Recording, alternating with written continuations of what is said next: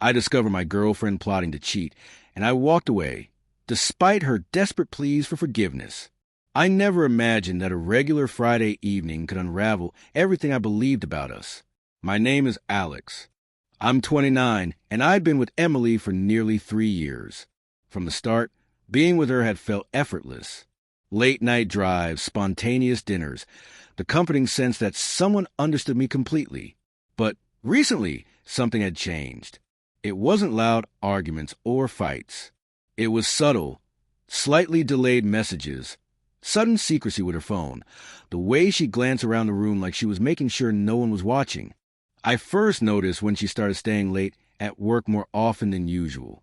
She said it was for a big project, and I believed her, but my instincts, honed over years of listening to my gut, whispered otherwise. Something was off. That Friday, I came home earlier than expected.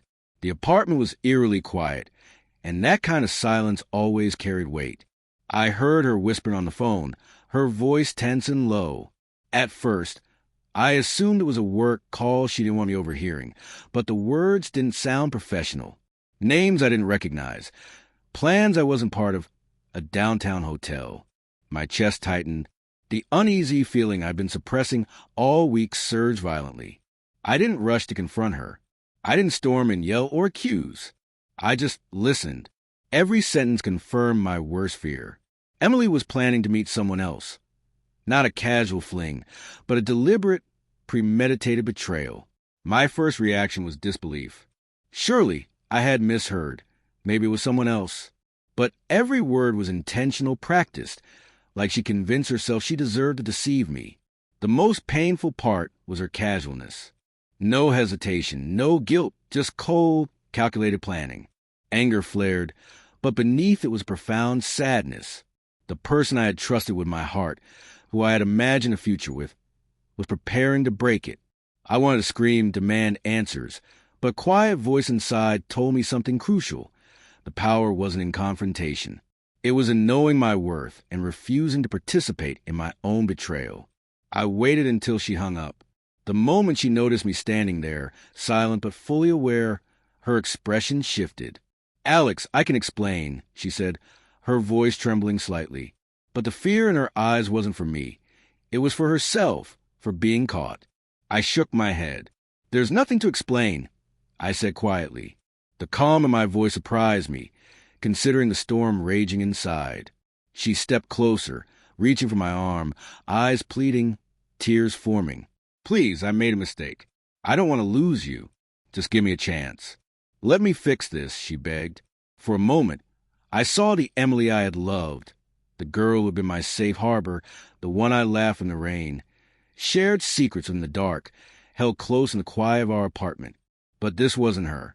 This was someone I no longer recognized, someone who allowed deceit to replace honesty. I took a deep breath.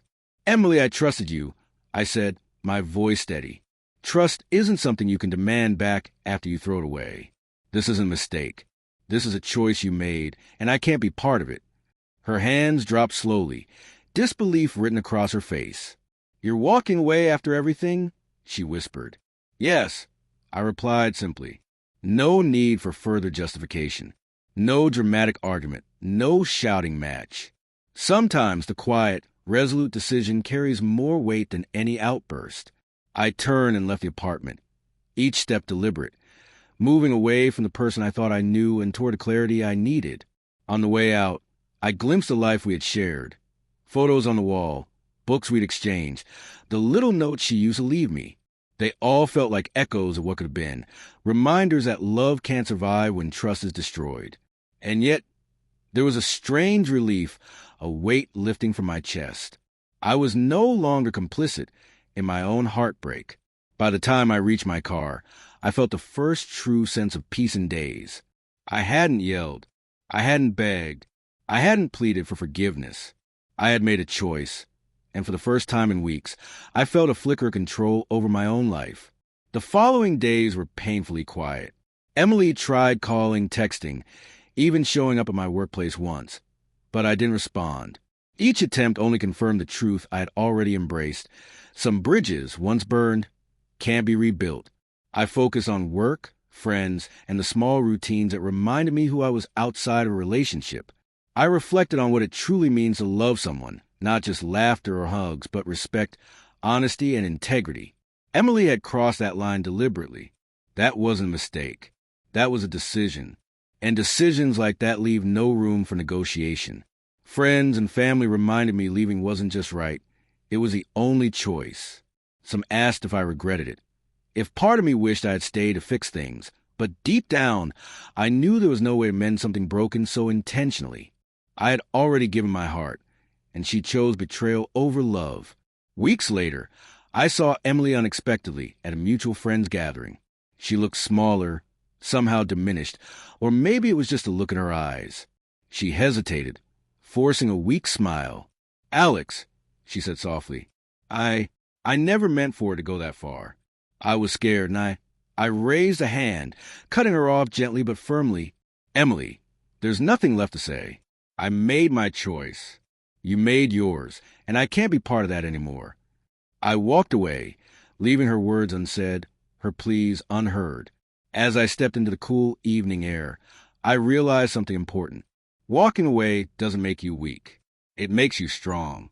It shows you value yourself enough not to settle for less than honesty, integrity, and respect. Sometimes, the hardest part isn't catching someone in a lie. It's realizing you're in a situation where you compromise your own worth. The moment you choose yourself over betrayal is the moment freedom begins. I didn't look back. I didn't regret.